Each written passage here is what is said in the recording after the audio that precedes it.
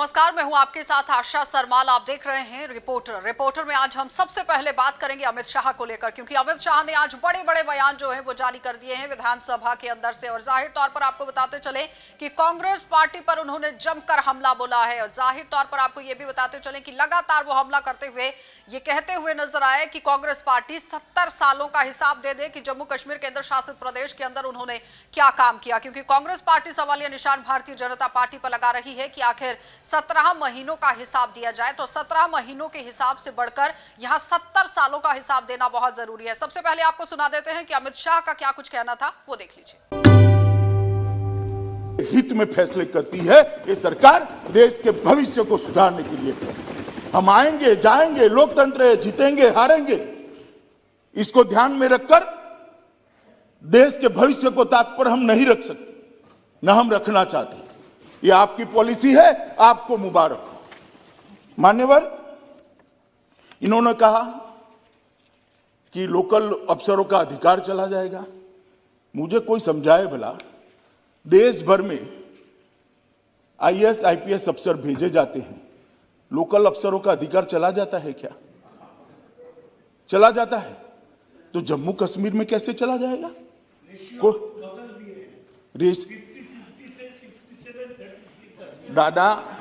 दादा आप ज्यादा पढ़ नहीं सकते, अब मैं समझ रहा हूं। देश भर में यही रेशियो है। आपके बंगाल में भी ये है। क्यों अलग रखना? कश्मीर देश का हिस्सा नहीं है। कश्मीर देश का हिस्सा नहीं है क्या? क्यों अलग रखना? और क्या कश्मीरी युवा को देश की ऑल इंडिया कैडर में आने का अधिकार नहीं है?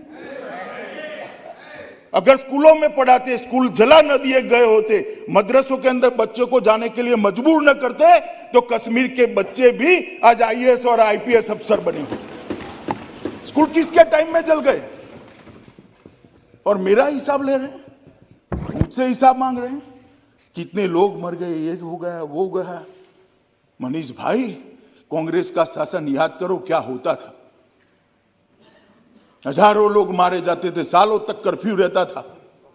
और परिस्थिति का आंकड़ों के आधार पर जरा आकलन करो। मैं इसमें जाना नहीं चाहता, क्योंकि तू मैं होती है।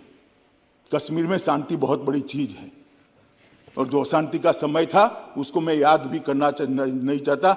भगवान करे कभी ऐसी अशांति वहां न हो, और नहीं होगी, क्योंकि अब हमारा शासन है। मान्यवर, मसूदी साहब कहते हैं कि 80% जगह पर डायरेक्ट रिक्रूट रखें। तो भाई डायरेक्ट रिक्रूट पर क्यों भरोसा नहीं है? देश के हर राज्य की स्थिति है मान्यवर कि डायरेक्ट रिक्रूट अफसर होते हैं। इसका एक प्रो रेटा है। प्रमोशन होता है जब लोकल अफसरों का, तो वो भी जगह लेते हैं। और ये देश का, पूरे देश का एडमिनिस्ट्रेटिव इंफ्रास्ट्रक्चर इसी आधार पर बना है। अब जम्मू कश्मीर के अंदर चीप पॉपुलैरिटी के लिए ये कहना कि 80% अफसर बाहर के, कोई बाहर का नहीं है, सभी भारत माता की संतान है, इसी भारत में जन्मे हुए। बाहर का क्या होता है? कि नई पैटर्न और नई फैशन विकसित करिए। बाहर का है। दादा आपको नहीं कह रहा मैं। मान्यवर, एक गलत रास्ता है। इस रास्ते पर देश में भलाई नहीं होगी। मसूदी साहब कह रहे हैं कि आपने बोडोलैंड को ये दे दिया, मणिपुर को ये दे दिया, कश्मीर को क्यों नहीं? अरे मसूदी, चलिए, तो आपने देखा कि अमित शाह किस तरह से बात करते हुए नजर आ रहे थे। उन्होंने साफ तौर पर आड़े हाथों यहां पर कांग्रेस पार्टी को लिया है और 70 सालों का हिसाब मांग लिया है। उन्होंने कहा कि कांग्रेस पार्टी 17 महीनों का हिसाब भारतीय जनता पार्टी से मांग रही है, लेकिन 70 सालों का हिसाब यहां पर कौन देगा, यह सवालिया निशान है। चलिए बढ़ जाएंगे आगे और एक और बड़ी खबर से आपको रूबरू करवाते चले। डीडीसी चेयरमैन के चुनाव अलग अलग जिलों में आज अंतिम चरण के हो गए हैं, और जिसमें बांडीपुरा, पुंछ, राजौरी और साथ ही साथ रामबन और बारामूला जो जिला है वो यहां पर रखा गया था। 13 फरवरी को यहां पर चुनाव होने थे। सबसे पहले रुख करेंगे बांडीपुरा का। बांडीपुरा से ही लाइव हमारे संवाददाता जहूर हमारे साथ जुड़ चुके हैं। जहूर, क्या कुछ अपडेट इस वक्त वहां पर? जी आशा, मैं आपको बिल्कुल बताना चाहूँ, जो सुबह के 11 बजे से जो यहाँ पे वोटिंग का सिलसिला है वो शुरू किया गया था। और यहाँ पे जो है 13 जो डीडीसी मेंबरान थे जिन्होंने आज अपने वोट का जो है इस्तेमाल किया गया था। यहाँ पे 14 थे, लेकिन एक की जो काउंटिंग है वो अभी तक नहीं हुई है, क्योंकि उसमें जो है ईसीआई जो इलेक्शन कमीशन ऑफ इंडिया ने जो है रोक लगाई गई थी उसकी काउंटिंग वजह से। इस वजह से जो 13 उम्मीदवार जो आज और जो 13 कैंडिडेट्स थे उनका जो आज वोट यहाँ पे दिए गए थे। और यहाँ पे जो है पीएचईडी के जो कैंडिडेट्स हैं वो भी इस हिस्सा ले रहे थे, और अपनी पार्टी जो है उनके साथ जो अपोजिशन में थी वो भी यहाँ पे जो ले रही थी।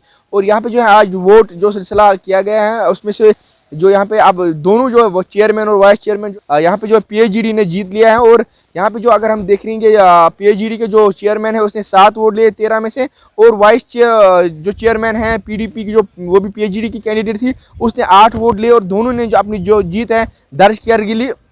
क्या कुछ यहाँ पर चेयरमैन और वाइस चेयरमैन का कहना था, क्योंकि पीएचईडी की तरफ से अगर जीत हासिल की गई है तो जाहिर तौर पर एक बड़ी बात गुपकार डिक्लेरेशन के लिए तो है ही, क्योंकि ज्यादातर नकारते हुए ही लोग इन्हें दिखे हैं। और आपने देखा कि किस तरह से चेयरमैन के चुनाव यहाँ पर अगर हुए हैं तो वहां पर गुपकार को नकारा ही गया है। लेकिन अगर बांडीपुरा के अंदर पीएचईडी यहाँ पर जीत दर्ज करती है तो जी बिल्कुल, यहाँ पे जो है अच्छी खासी जो सीटें भी यहाँ पे जो है पीएचईडी की थी, और पीएचईडी ने यहाँ पे अच्छी खासी जो सीटें यहाँ पे जीती। अगर हम देखेंगे अपनी पार्टी ने जो है पार्टी के जो बेस पे जो है एक ही सीट जीत ली थी, जो पार्टी के वाइस प्रेसिडेंट जो अपनी उसके जो बीवी यहाँ कंटेस्ट कर रही थी फिरदौस अख्तर, वो भी आज जो है जो चेयरमैन के लिए इलेक्शन लड़ रही थी, लेकिन उसने हार लिया। उसको जो खाली 6 वोट्स आ गए थे और उसने 1 वोट से हार लिया। और यहाँ पे अगर वाइस चेयरमैन जो पीडीपी की जो है काउंसलर शफीक, उसने 8 वोट लिए, उसने जो है 2 वोट से अपनी जीत जो है दर्ज कर ली गई। और पीएचईडी ने अच्छी खासी जो पकड़ बना दी थी इलेक्शन में, और आज जो हमने यहाँ पे जो चेयरमैन वाइस चेयरमैन है वो भी उन्हें हासिल किया है। जी आशा। जहूर, बहुत बहुत धन्यवाद पूरी बातचीत के लिए। तो फिलहाल आपने देखा कि जहूर हमारे साथ बांडीपुरा से जुड़े हुए थे, जो हमें पूरी जानकारी दे रहे थे कि किस तरह से पीएचईडी ने वहां पर चेयरमैन और उप चेयरमैन के पद पर यहाँ पर अपनी उपाधि जो है वो काबिज कर ली है। यानी कि पीएचईडी के मेंबरान जो है वो वहां पर जीतकर सामने आए हैं। लेकिन अब देखना ये होगा कि विकास किस तरह से होगा। आप हर दिन सोच रहे होंगे कि आखिर यही एक शब्द बार बार क्यों दोहराया जाता है, क्योंकि इसी शब्द को मद्देनजर रखते हुए यहां पर बात कही गई थी डीडीसी चेयरमैन के चुनावों को मद्देनजर रखते हुए। क्योंकि जब डीडीसी के चुनाव यहां पर हो रहे थे तो सबसे बड़ा मुद्दा रखा गया था विकास की। जम्मू कश्मीर केंद्र शासित प्रदेश का विकास होने वाला है, 3 टायर सिस्टम यहां पर स्थापित होगा। और आज अंतिम चरण के चुनाव अगर हो गए हैं तो जाहिर तौर पर अब देखना यह है कि विकास कैसे होगा। चलिए, तो अब आपको रामबन लिए चलते हैं। रामबन में भी आज अंतिम चरण के चुनाव जो है वो डीडीसी के चेयरमैन के यहाँ पर हुए हैं। वहां पर किसने जीत हासिल की है, सीधा रुख कर लेते हैं नदीम के पास, और नदीम से ही जानते हैं कि आखिर किस तरह से वहां पर सूरत हाल बने हुए हैं। नदीम, क्या कुछ वहां पर निकलकर सामने आया है? डीडीसी चेयरमैन के जो चुनाव हो रहे हैं, कौन सी पार्टी ने आज वहां पर जीत काबिज की है?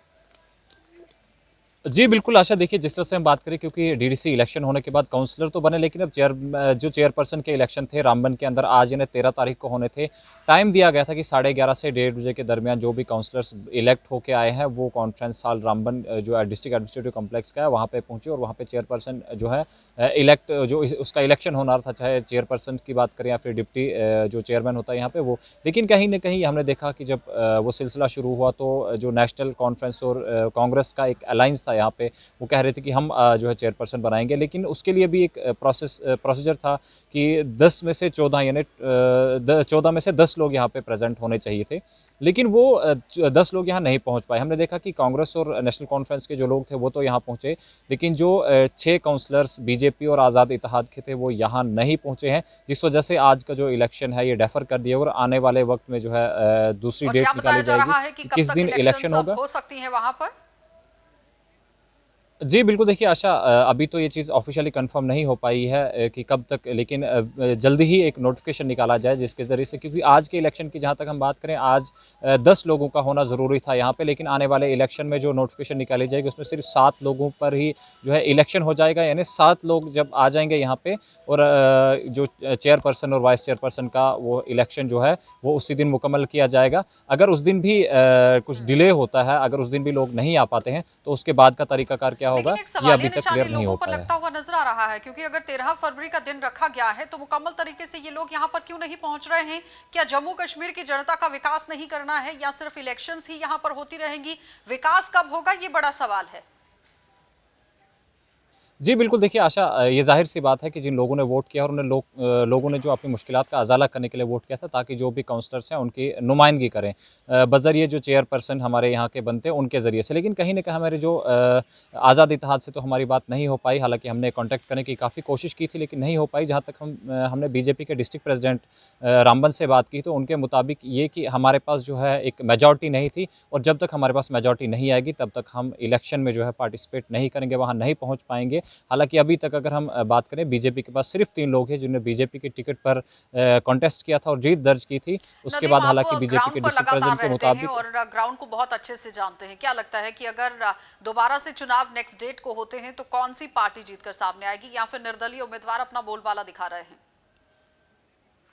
जी बिल्कुल, देखिए आशा, जिस तरह से हम रामबन की बात करें, रामबन में 14 सीट्स में से 6 पर जो सबसे बड़ी पार्टी उभर कर सामने आई है, 6 seats Jammu Kashmir national conference को मिली है, उसके बाद 2 सीट्स जो है कांग्रेस को है। यानी इन 2 पार्टियों ने जो है गठजोड़ किया हुआ है। इनका ये कहना है कि हम अलायंस से कांग्रेस पार्टी का जो डिप्टी चेयरमैन होगा और चेयरमैन जो है जम्मू कश्मीर नेशनल कॉन्फ्रेंस होगा। और ये जाहिर सी बात है कि आज हमने देखा कहीं ना कहीं बीजेपी और आज़ाद इत्तेहाद रामबन के अंदर कमज़ोर दिख रहा है और उसके मुकाबले में जम्मू कश्मीर नेशनल कॉन्फ्रेंस और जो प्रदेश कांग्रेस कमेटी है वो मजबूत नजर आ रहे हैं। जो आज के लिए तो फिलहाल आपने देखा कि रामबन से हमारे साथ हमारे संवाददाता नदीम जुड़े हुए थे, जो हमें जानकारी दे रहे हैं कि फिलहाल तो वहां पर रद्द कर दिए गए हैं।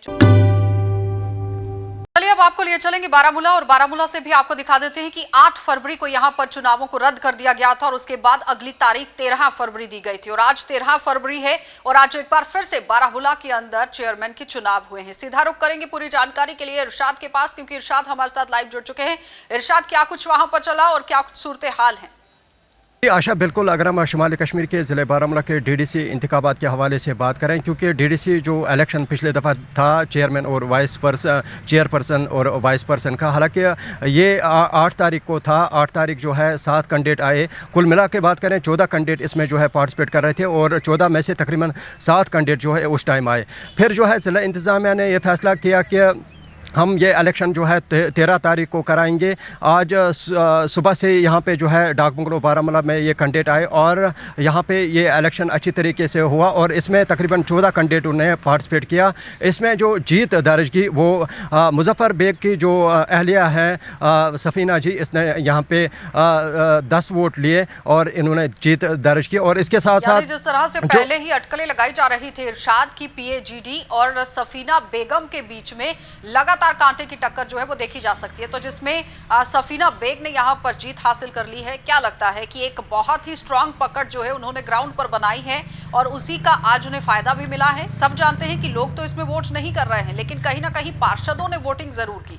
जी बिल्कुल, अगरचे हमने पिछली दफ़ा जो लोगों के साथ भी बात की थी या आज भी लोगों के साथ या कैंडिडेटों के साथ बात की, तो उनका यही कहना था कि यहाँ पे अगर देखा जाए इन दोनों में जो है काफ़ी मुकाबला देखा जा रहा है, क्योंकि काफ़ी टफ कंपटीशन था कुर्रतुल बशीर और इसके साथ साथ जो सफ़ीना है इनके बीच में। हालांकि अगरचे सबकी नज़रें इसी पे थी कि यहाँ पे जो है कुर्रतुल बशीर जीत पाएगी, मगर यहाँ पे वैसा देखने को नहीं मिला, बल्कि सफ़ीना जी ने जो है यहाँ पे जीत दर्ज की और इसने तकरीबन 10 वोट यहाँ पे हासिल किया। और जो वाइस पर्सन चेयरपर्सन बना यहाँ पे वो बना पीसी का जो कैंडिडेट है सनाउल्लाह परे, इसने जो है यहाँ पे जीत दर्ज की। और इसके साथ साथ ये इंतखाबात जो थे ये पुरअमन तरीके से ख़त्म अभी थोड़ी देर पहले ख़त्म हुए और लोग जो है इस वक्त काफ़ी तादाद में यहाँ पे सफ़ीना जी के जो यहाँ पे क्वार्टर हैं तो में कितना उत्साह देखा जा रहा है, क्योंकि अब विकास की राह पर बारामूला जिला भी जाता हुआ नजर आएगा। जी बिल्कुल, अब ये लगता है कि यहाँ पे जो है काम होगा।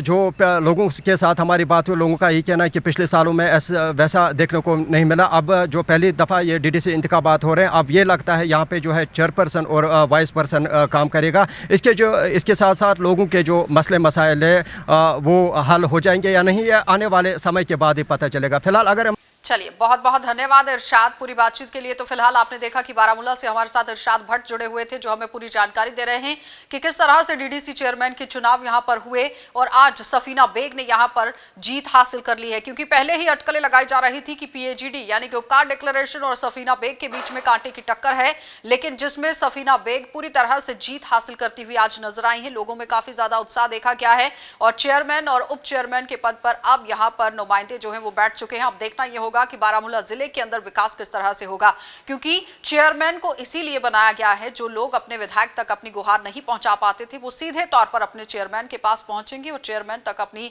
समस्याओं को पहुंचाने की कोशिश की जाएगी और जल्द ही उनका यहां पर सारी समस्याओं का हल करना बहुत बड़ा जिम्मा जो है वो चेयरमैन और उप चलिए अब आपको लिए चलेंगे राजौरी और पुंछ, और सबसे पहले बात करेंगे पुंछ की और उसके बाद आपको लिए चलेंगे राजौरी, क्योंकि दोनों जिलों से ही आज हमारे संवाददाता जमशेद मलिक हमें रिपोर्ट दे रहे हैं।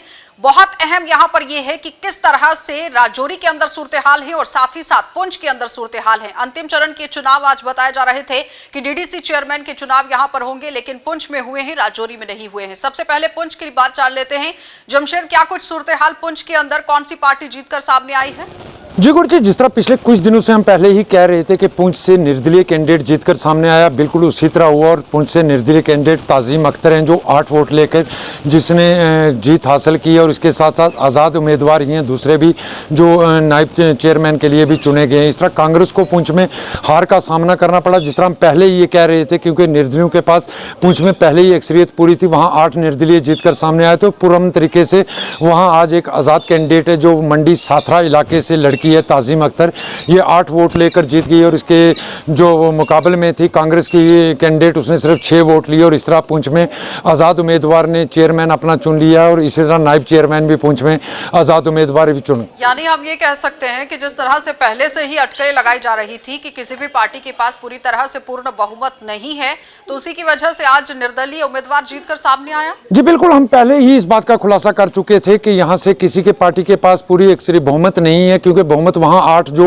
निर्दलीय थे उनके पास थी। अगर बात करें तो कांग्रेस के पास 4 और नेशनल कांफ्रेंस के पास 2 थी। इस तरह कुल मिला के कांग्रेस के पास 6 ही बन रही थी, नेशनल कांफ्रेंस की सपोर्ट के साथ ही। और वही 6 वोट मिले हैं कांग्रेस को, क्योंकि कांग्रेस के अंदर भी कुछ हलचल देखने को मिल रही थी। वहाँ लोगों में तालमेल आपस में भी नहीं देखने को मिल रहा था, जिसके कारण पहले ही हमने ये कहा था कि कांग्रेस, हालांकि ये बात कहें कि कांग्रेस के 2 ऐसे उम्मीदवार हैं जो आज भी कांग्रेस में हैं, मगर निर्दलीय इलेक्शन जीतकर कामयाब भी हुए थे। मगर उनका भी वोट अगर कांग्रेस को मिलता तो इसका मतलब ये होता कि कांग्रेस के पास अपने 8 वोट हो जाते, क्योंकि कांग्रेस के अंदर भी सब ठीक नहीं है, पुंछ के अंदर चल रहा, जिससे पहले ही यानी हम ये कह सकते हैं कि कांग्रेस के अंदर भी मतभेद जो है वो लगातार चलता जा रहा है, जिसका खामियाजा डीडीसी चेयरमैन में भी जो चुनाव हुए हैं उनमें भुगतना पड़ा कांग्रेस पार्टी को। फिलहाल पुंछ से जो है वो निर्दलीय उम्मीदवार जीतकर सामने आया है। राजौरी चलेंगे, जहां पर चुनावों को आज रद्द कर दिया गया है। क्या कारण रहे हैं जमशेद?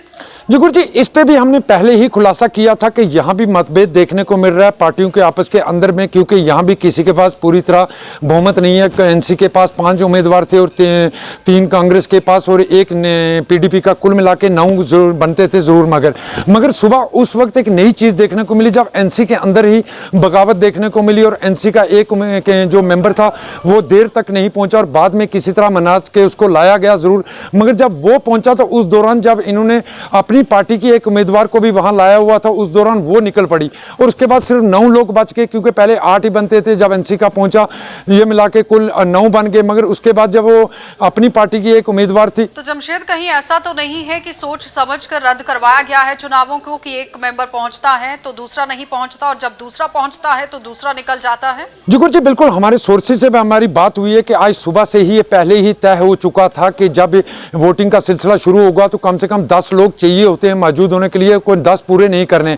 हालांकि जब अपनी पार्टी की उम्मीदवार वहां पहुंची तो उस वक्त तक जो एनसी के उम्मीदवार थे वो उस वक्त तक पुरुम्मीद थे, क्योंकि उस वक्त तक एनसी का अपना एक कैंडिडेट जो बीच में से उम्मीदवार जो मेंबर था वो गायब था। मगर जब एनसी का मेंबर पहुंचता है तो अपनी पार्टी की जो कैंडिडेट थी वो बीच में से गायब हो जाती है। इस तरह कुल मिला के 9 बन जाते हैं। मगर उसके बाद national conference, NC, national conference और कांग्रेस और पीडीपी की तरफ से एक जॉइंट प्रेस कॉन्फ्रेंस की गई है, जिसमें बहुत सारे इल्जाम जो हैं प्रशासन पर लगाए गए हैं कि प्रशासन ने जानबूझकर इसको रद्द करवाया है। मगर हालात 9 जिस तरह देखने को मिले, इसमें पहले ही हम कह रहे थे मतभेद बहुत ज्यादा देखने को मिल रहा है। आज नेशनल और अगली तारीख कौन सी दी गई है? कुछ घोषणाएं की गई हैं कि अगली तारीख कौन सी रहेगी डीडीसी चेयरमैन? जी गुरु जी, अभी तक कोई अगली तारीख इनको नहीं दी गई है। मगर अगली तारीख से पहले इन लोगों को एक समन जरूर जाएगा कि वो लोग आज के इलेक्शन में क्यों नहीं पहुंच पाए, क्योंकि बीजेपी का एक भी जो मेंबर था वो आज वहां नहीं पहुंचा। उसके साथ साथ एक निर्दलीय जीत कर आया था, वो भी वहां नहीं पहुंची हुई थी। इस तरह कुल मिला के 10 कम से कम चाहिए थे, मगर 9 ही पहुंच पाए, जिस कारण प्रशासन की तरफ से रद्द कर दिया। कार्यवाही करना बहुत जरूरी है जमशेद, क्योंकि विकास तो आम जनता का होगा और पूरा खामियाजा यहाँ पर आम जनता ही भुगत रही है। बहुत ही उम्मीदें लगाकर लोगों ने वोट दिए हैं, पार्षदों को जिताया है, और आज पार्षदों की बारी है, लेकिन पार्षद अपनी काम पर मुकम्मल तरीके से खड़ा होते हुए नजर नहीं आ रहे हैं। बहुत बहुत धन्यवाद जमशेद पूरी बातचीत के लिए। तो फिलहाल आपने देखा कि दोनों जिलों से, राजौरी और पुंछ से, जमशेद मलिक हमें रिपोर्ट दे रहे थे कि किस तरह पुंछ से निर्दलीय उम्मीदवार जीतकर सामने सामने आता है, लेकिन राजौरी के अंदर सोच समझकर इन चुनावों को रद्द करा दिया गया। ऐसे लोगों पर कार्रवाई करना बहुत जरूरी है जो लोग आम जनता के विकास में रोड़ा अटकाने का काम करते हैं।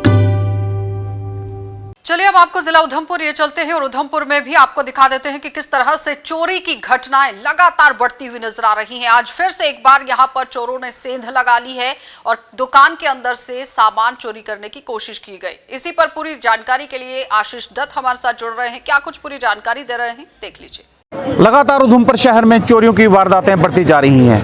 दिन ब दिन चोरियां उधमपुर में बढ़ती जा रही हैं और इसी को लेकर क्राइम भी कहीं ना कहीं जो है वो ज़्यादा बढ़ रहा है उधमपुर में। इस समय हम उधमपुर की गोल मार्केट में मौजूद हैं और कोऑपरेटिव की अपना बाज़ार जो है सुपर मार्केट जो है उसमें रात को चोरों ने सेंध लगाई है। आप विजुअल में देख सकते हैं कि ये उधमपुर का कोऑपरेटिव का अपना बाज़ार है और यहाँ पर ये करियाना की दुकानें आप देख सकते हैं विजुअल में कि यहाँ पर दीवार तोड़कर चोर रात को अंदर घुसे हैं और इसके पीछे स्कूल है। स्कूल की दीवार फांद कर इन्होंने ये चोरी की है। आप देख सकते हैं विजुअल में कि कितना बड़ा यहाँ पर ये छत के बीचों बीच जो है यहाँ पर एक बहुत बड़ा होल करके जो है चोर अंदर आए हैं और ये चोरी की वारदात को उन्होंने अंजाम दिया है। हालांकि यहाँ पर सिर्फ करियाना का ही जो सामान है वही रखा गया है और ज़्यादा अभी क्या यहाँ से सामान गया है अभी वो देखना जो अधिकारी उनका कहना है कि ये देखकर ही बता पाएंगे कि कितना यहाँ पे सामान चोरी हुआ है। हालांकि जो गल्ला है, गले से जो चिल्लर है वो कोई 2,500 से 3,000 के करीब जो है वो चिल्लर यहाँ से भी गायब है और अभी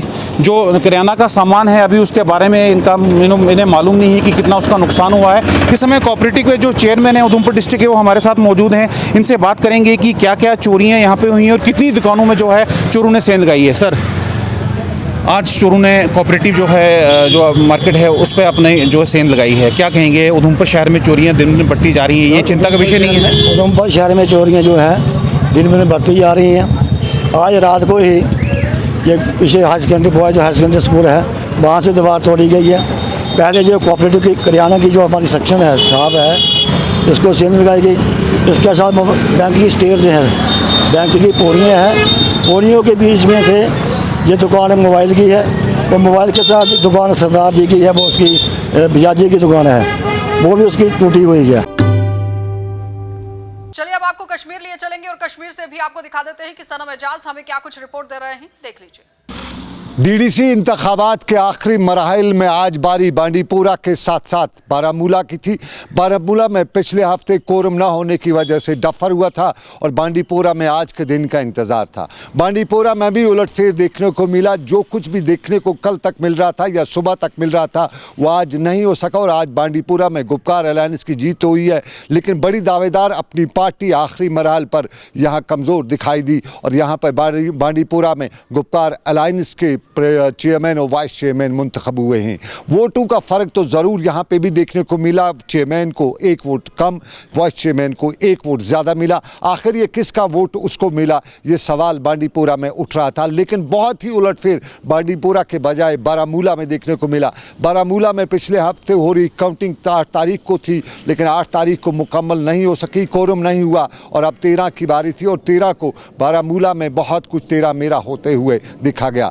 बारामूला में आखिरी नताइज अब यही आए हैं कि आज़ाद उम्मीदवार सफीना बेग जीती हैं और आज़ाद उम्मीदवार के साथ साथ पीडीपी पीपल्स कॉन्फ्रेंस की वाइस चेयरमैन जो हैं वो मुंतखब हुए हैं। बारामूला में ये उलटफेर ठीक उस वक्त देखने को मिला जब यहाँ जो सिचुएशन थी वो गुपकार अलायंस की लग रही थी। यहाँ 2 पीडीपी के थे, 2 नेशनल कॉन्फ्रेंस के थे। गुपकार अलायंस को यहाँ पे कांग्रेस के भी 3 लोग थे, तो कुल मिला के बढ़त जो है कांग्रेस और पीडीपी और नेशनल कॉन्फ्रेंस बना रही थी। लेकिन जीत जो हुई है वो गुपकार अलायंस के बजाय यहाँ पे आज सफीना बेग की जीत हुई है। वाइस चेयरमैन के लिए यहाँ पे पीपल्स कॉन्फ्रेंस के उम्मीदवार की जीत हुई है। उलटफेर बारामूला में भी देखने को मिला, बड़ा उलटफेर देखने को मिला और कुल मिला के अब यही कहा जा सकता है कश्मीर में ये सारे नताइज मुकम्मल हो चुके हैं।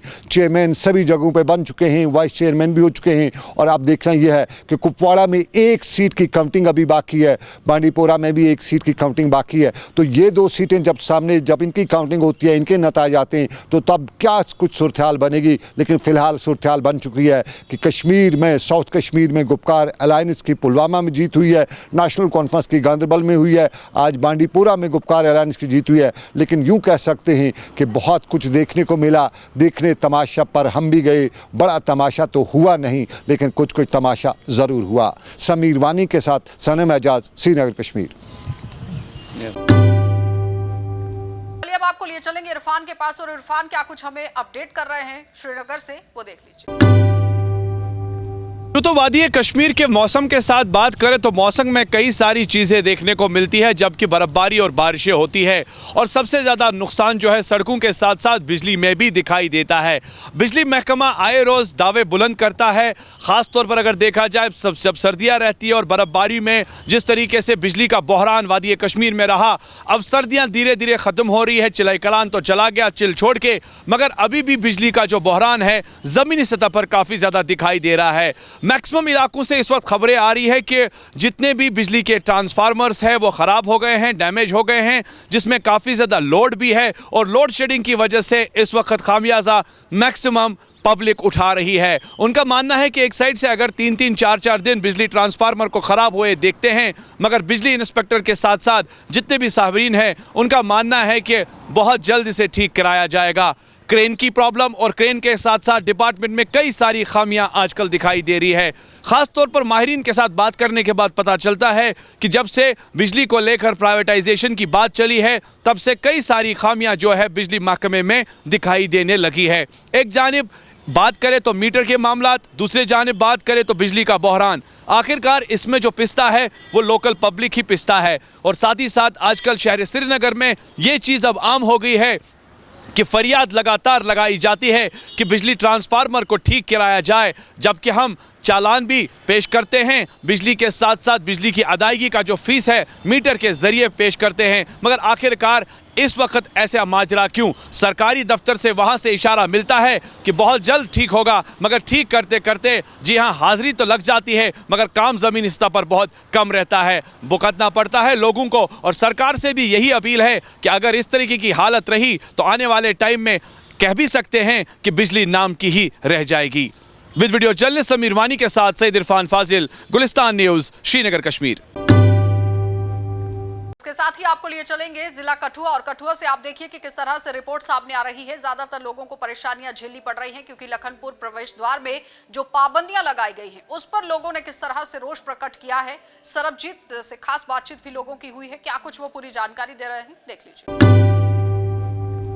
केंद्र शासित प्रदेश जम्मू कश्मीर के प्रवेश द्वार लखनपुर में पाबंदियां लागू की गई हैं। जब से कोविड का दौर है, लॉकडाउन हुआ था, पिछले 11 महीने से पाबंदियां यहां पर लागू हैं। बिना अनुमति किसी को भी जम्मू कश्मीर में एंटर करने की इजाजत जो है वो नहीं दी जाती है। आपको बता दें कि अब लोगों का सब्र का बांध है वो टूटता हुआ नजर आ रहा है। जहां 4 दिन पहले इन लोगों ने जो बाहरी राज्य से जम्मू कश्मीर में इंटरस्टेट बसेज में जो सफर कर रहे थे, उन लोगों ने रोष प्रदर्शन किया था जम्मू कश्मीर के प्रवेश द्वार लखनपुर में। इन लोगों का कहना था कि जिस प्रकार से पूरे भारतवर्ष में जितने भी राज्य हैं और जितने भी यूनियन टेरिटरीज के बॉर्डर हैं वो खोल दिए गए हैं, तो ऐसे में जम्मू कश्मीर में इस तरह की रिस्ट्रिक्शंस क्यों हैं। ऐसे में इन लोगों ने डिमांड की है जम्मू कश्मीर सरकार से कि जल्द से जल्द जम्मू कश्मीर के बॉर्डर जो हैं वो खोले जाएं। उन लोगों का कहना है कि जो प्राइवेट गाड़ियों में, जो कार्स में जम्मू कश्मीर में एंटर करते हैं, उन लोगों के लिए जो फॉर्मेलिटीज़ है, जो फॉर्म की प्रक्रिया जो यहाँ पर रहती है, वो सिर्फ और सिर्फ एक हरासमेंट है। लोगों को यहाँ पर हरास किया जा रहा है। इसके अलावा उन लोगों का कहना है कि जो बाहरी राज्य से जम्मू कश्मीर में इंटरस्टेट बसेज में जो सफ़र करते हैं, उन लोगों को कई तरह की परेशानियों का सामना करना पड़ रहा है।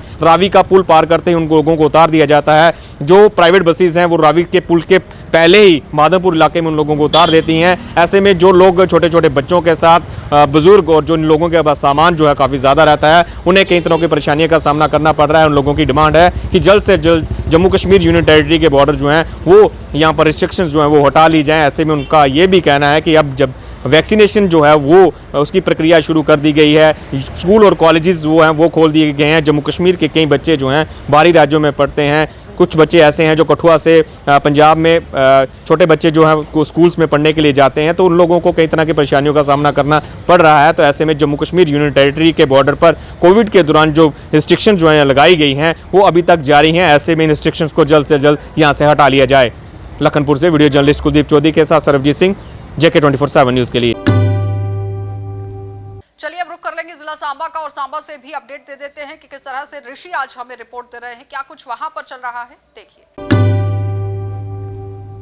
जम्मू कश्मीर पुलिस को एक बड़ी कामयाबी हाथ लगी है। जम्मू कश्मीर पुलिस और एसओजी ने एक बड़ी कामयाबी हासिल की है और ये कामयाबी है कि एक जिंदा आतंकवादी को, खूंखार आतंकवादी को सांबा जिला के बड़ी ब्राह्मणा के तेली बस्ती इलाके से गिरफ्तार किया गया है।